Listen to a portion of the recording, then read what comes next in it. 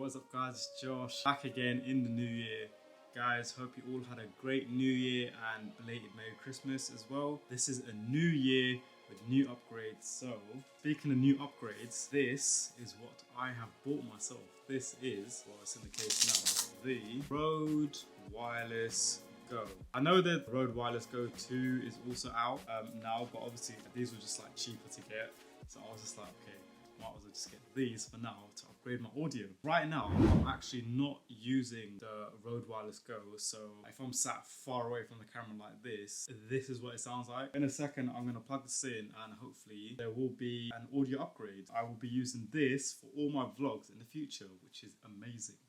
So let me just plug this in and get sorted. Okay guys, I'm back and this is now using the Rode Wireless Go here. So hopefully the audio sounds better compared to what was before. And yeah guys, this is so much easier for all the vlogs in the future, because if you see my other vlog, quite loud when you're like holding the camera in a loud environment.